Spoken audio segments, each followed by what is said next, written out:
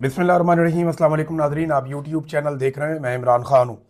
Nadreen, एक आपको अजीब चीज़ बताता हूँ और ये रियलिटी है। हुकूमत इस वक्त कुछ मीटिंग्स कर रही है और ख़बरें चला रही है कि जनाब हम 8 फरवरी को लॉन्ग मार्च को रोकने की तैयारी कर रहे हैं। यानी अटक में कोई मीटिंग हो गई पुलिस वालों की, इस्लामाबाद में कुछ तैयारियां शुरू हो गई। तो हुकूमत ने ये खबरें जानबूझकर फैलाना शुरू की हैं। हुकूमत ये चाहती है कि जैसे माजी में पाकिस्तान तहरीक इंसाफ डी चौक की तरफ आती थी, वैसे ही अब दोबारा भी वो डी चौक की तरफ आए।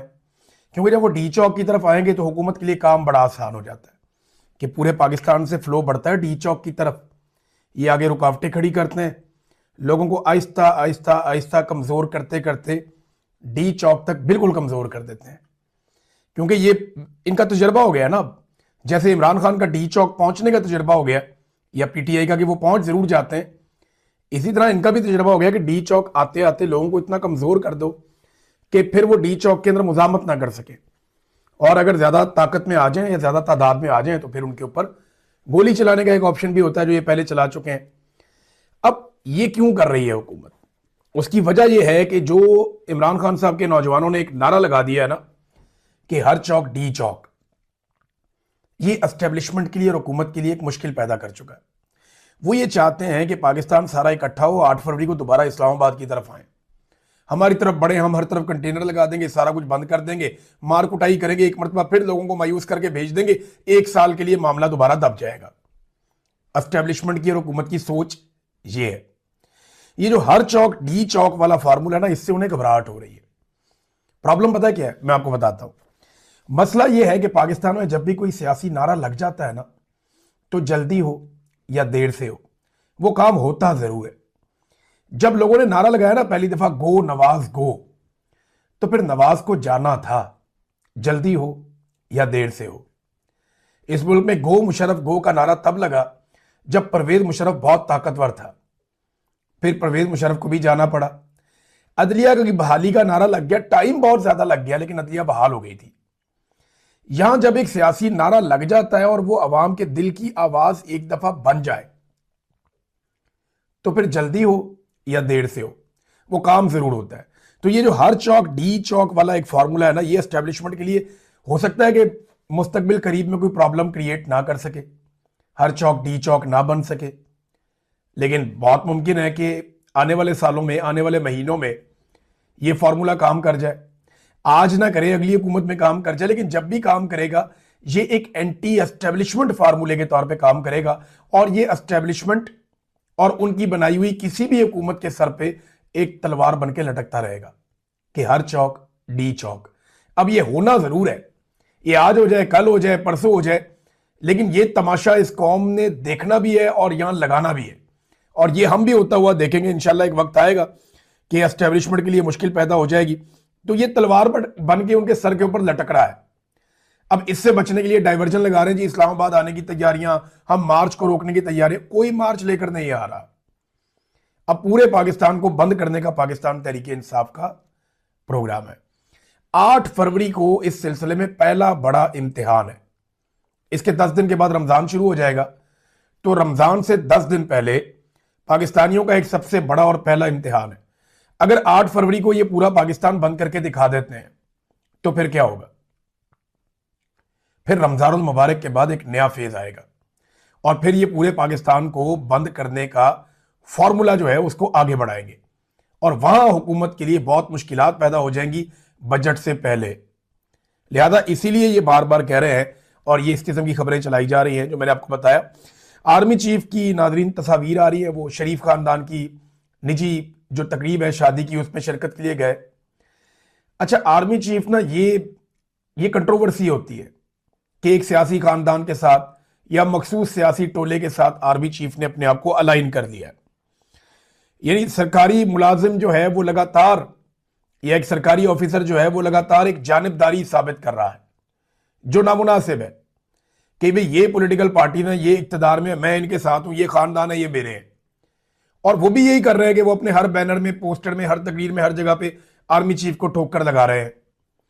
इससे जो है ना वो इदारे की जानिबदारी बनती है। देखिए ना, एक तरफ एक हुकूमत है खैबर पख्तूनख्वा में, वो एक कोर कमांडर को कहते हैं कि हमारे सूबे में दहशतगर्दी के खिलाफ आपने बहुत सारे ऑपरेशन किए, को 22 बड़े ऑपरेशन और हजारों छोटे ऑपरेशन किए, आप हमेशा नाकाम हुए।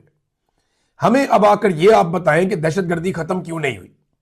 हम आपको बताते हैं हमारे पास क्या फार्मूला, आइए बैठ के बात करते हैं, आप हमें ब्रीफिंग दें। अब ये कानूनी और आईनी नुक्ता नजर से उनका हक है, वो कोर कमांडर वहां नहीं जा रहा, जहां सरकारी ड्यूटी है, जहां पे काम है, जहां आईन का हुक्म है कि आपको जाना है, वहां नहीं जा रहा है। वो बुला रहे हैं कि आओ आकर हमें बताओ भाई, हम मुतासरीन में से हैं, आओ बैठो। कोर कमांडर वहां नहीं जा रहे। लेकिन आर्मी चीफ जो कोर कमांडर के भी सीनियर ऑफिसर हैं, वो कहां जा रहे हैं? एक दूसरे सूबे की वजीर आला के बेटे की शादी में। अब यह है नहीं दोहरा मेयार कि एक सरकारी मुलाजिम जिसको अवामी मुंतखब नुमाइंदे बुला रहे हैं कि पब्लिक इंटरेस्ट में आकर ब्रीफिंग दो, वो नहीं जा रहा, और उसका सीनियर सरकारी मुलाजिम वो दूसरे सूबे की वजीर आला उसके बेटे की शादी के अंदर जा रहा है, मेहमानों को रिसीव कर रहा है। तो ये वो चीजें हैं जो पाकिस्तान के अंदर नफरत को जन्म देती हैं। देखिए, इदारा तो पाकिस्तानियों का है ना। अब फौज को तनख्वाह का भी अकेला शरीफ खानदान तो नहीं देता, या फौज को जो सैलरी मिलती है वो पूरी कौम देती है। एक एक बच्चा, एक एक शख्स, देखिए कौम कितना अपना खून पसीना बहाती है, अपना पेट काट काट के पैसे देती है, उसके बाद उन्हें अपनी हिफाजत की रिस्पॉन्सिबिलिटी वो एक इदारे को देते हैं। बेशुमार वसाइल, बेशुमार पैसा गरीब कौम होने के बावजूद वो देते हैं एक इदारे को अपनी सिक्योरिटी के लिए। और वो इदारा जो है वो अगर जानबदारी का मुजाहरा करे उसके सरबराह, तो फिर मनफी तासुर बनता है, मुस्बत नहीं बनता। अच्छा, एक और चीज मैं देख रहा हूं, और ये दानिश्वर जानबूझ के कर रहे हैं ये हरकतें। खासतौर पर अफसार आलम ने यह हरकत की है, बड़ी नामुनासिब। शफीउल्लाह जान बात कर रहे थे, ऑपरेशन पे बात हो रही थी, हमारी मर्जी के खिलाफ ऑपरेशन हो रहा है। अब बहुत सारे लोग ये साबित करना चाहते हैं कि नहीं जी नहीं, ऑपरेशन तो जनाब सुहेल आफरीदी की मर्जी से हो रहा है, ये साबित करना चाह रहे हैं।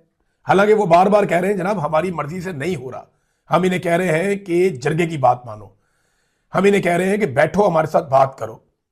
ये कोई बात सुनने के लिए तैयार नहीं है। बंदूक के बलबूते पे जबरदस्ती ऑपरेशन किया जा रहा है। हम कलम वाले और दलील वाले लोग हैं, तो हम तो अब बंदूक उठा के सामना नहीं कर सकते, तो ये जबरदस्ती ऑपरेशन किया जा रहा है। तो बड़ी एक भोंडी और गलीज किस्म का क्वेश्चन जो है वो अफसार आलम ने किया। तो फिर आप पैकेज क्यों दे रहे हैं? अंदाजा करें आप। यानी सवाल ये है, और मुख्तलिफ लोग कर रहे हैं। मैं तलत हुसैन से एक्सपेक्ट कर रहा था इस किस्म का सवाल, लेकिन ये सवाल मैंने अफसार आलम के मुंह से सुना। मैं ये एक्सपेक्ट कर रहा था कि तलत हुसैन इस लेवल तक जाएंगे।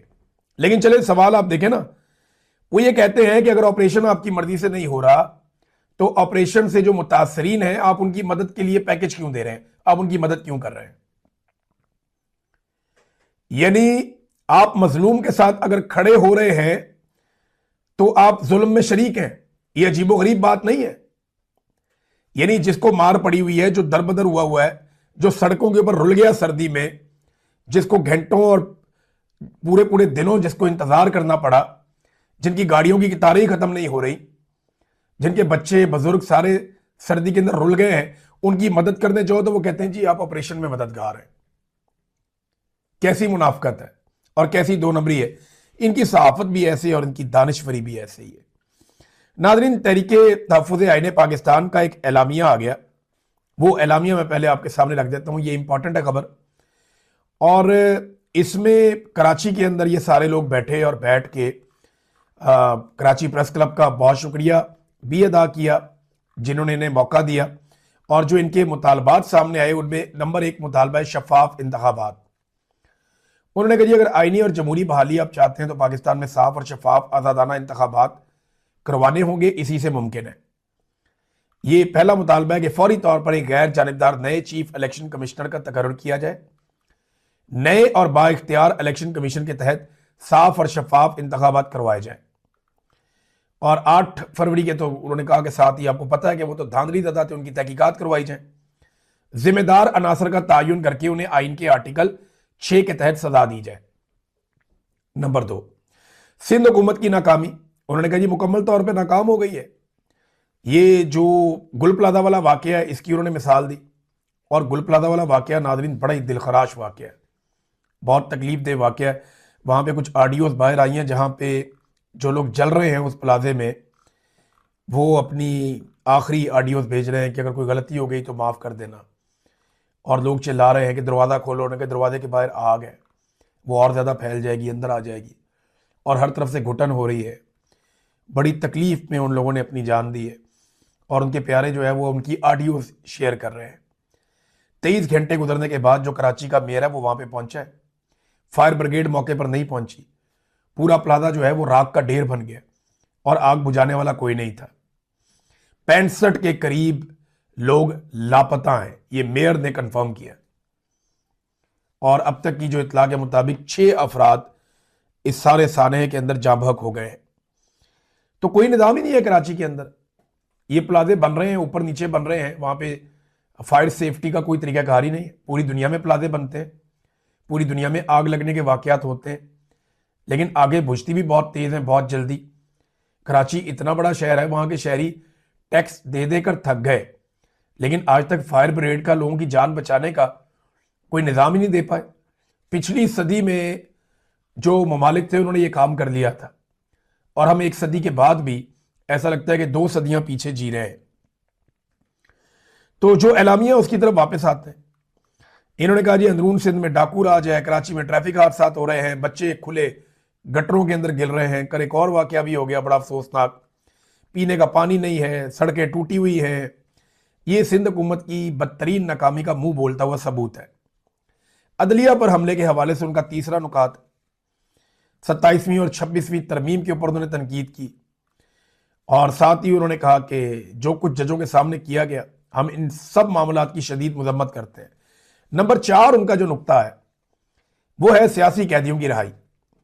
तमाम सियासी कैदियों को फौरी तौर पर रिहा किया जाए, जिनमें इमरान खान, उनकी अहलिया शाह महमूद कुरैशी, एजाज चौधरी, डॉक्टर यास्मीन राशिद, उमर सरफराज चीमा, मियाँ महमूद रशीद साहब, साजिदा साहिबा, हामिद रजा साहब, हसान न्याजी, अली वजीर, अब्दुल समद और बहुत सारे और लोग हैं।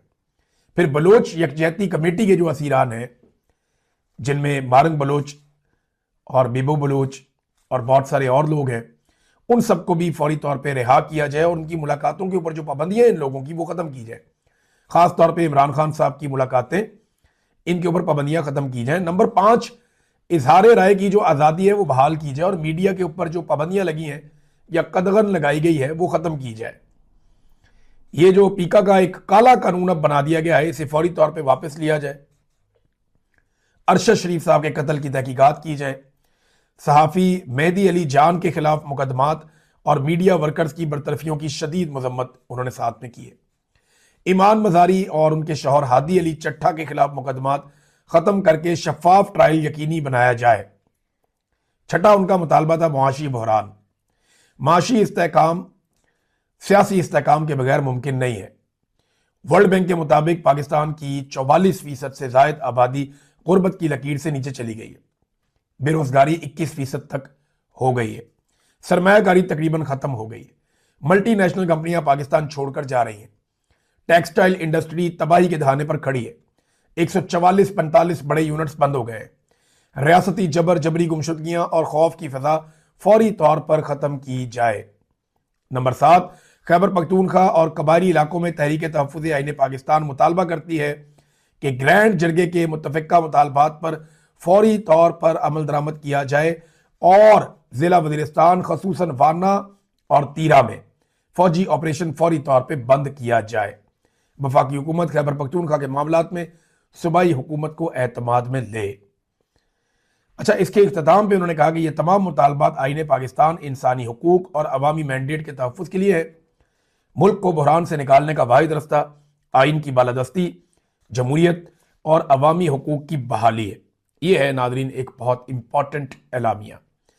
नादरीन, डोनाल्ड ट्रंप के हवाले से एक खबर है, मैं आपके साथ शेयर करता हूं। पहले पाकिस्तान ने अचानक खबर आई पाकिस्तान से और रोला पड़ गया कि जी वज़ीर आज़म शहबाज शरीफ को डोनाल्ड ट्रंप ने खुसूसी दावत दे दी है कि जो गजा का अमन बोर्ड है उसका हिस्सा आप आकर बन जाए। इन्होंने बगलें बजानी शुरू कर दी।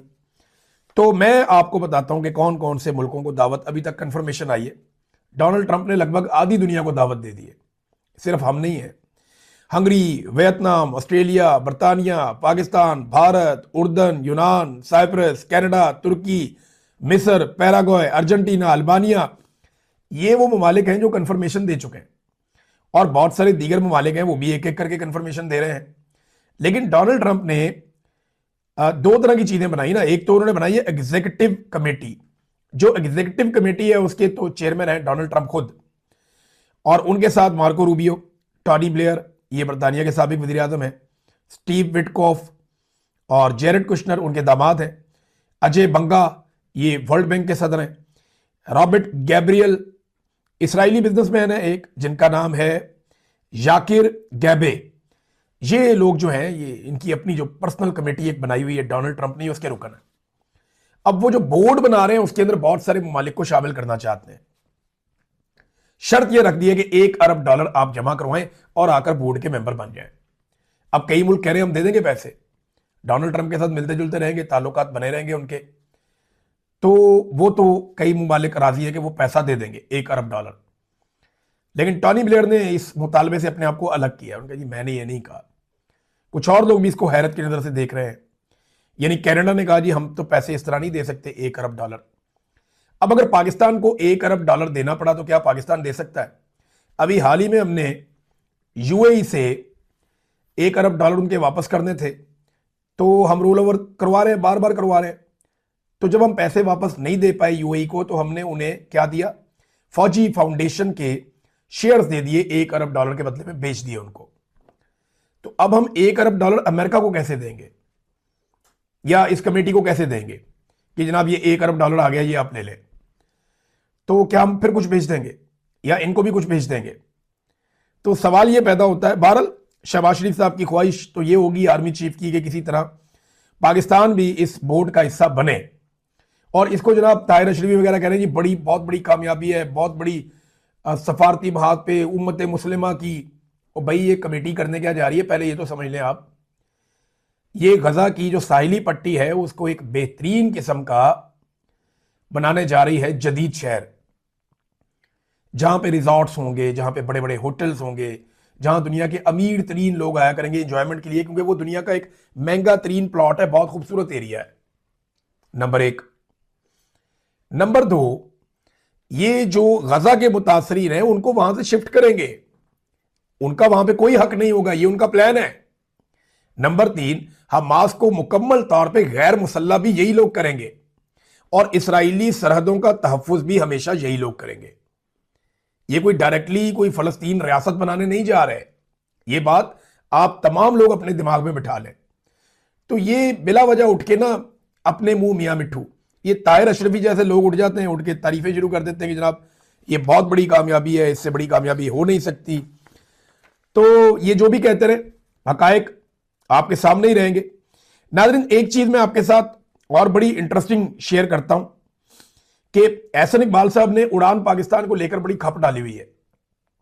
अभी ये स्पेन गए तो इन्होंने कहा जी मैं मलका से मिला, तो मलका ने बड़ी तारीफें की उड़ान पाकिस्तान। पता नहीं उनको ये नाम भी आता होगा या उन्हें पता नहीं किस तरह याद दिलाया होगा। मैं तो यानी मेरी तो समझने की सलाहियत ही इतनी नहीं है कि जनाब स्पेन की मलका पाकिस्तान के अंदर एहसन इकबाल का एक प्रोग्राम है उड़ान पाकिस्तान, उसकी तारीफें कर रही है। हालांकि उड़ान पाकिस्तान की टोटल हकीकत क्या है मैं आपके सामने रखता हूं। इसके अंदर ना 5 ईज हैं। E for elephant. इसके अंदर जो है 5 ईज हैं। पहला ई जो है वो एक्सपोर्ट्स का है। पाकिस्तान की एक्सपोर्ट तबाह बर्बाद हो रही है। ये मैं नहीं, हुकूमत कह रही है, हुकूमत का डाटा कह रहा है कि एक्सपोर्ट्स के अंदर हम नीचे जा रहे हैं।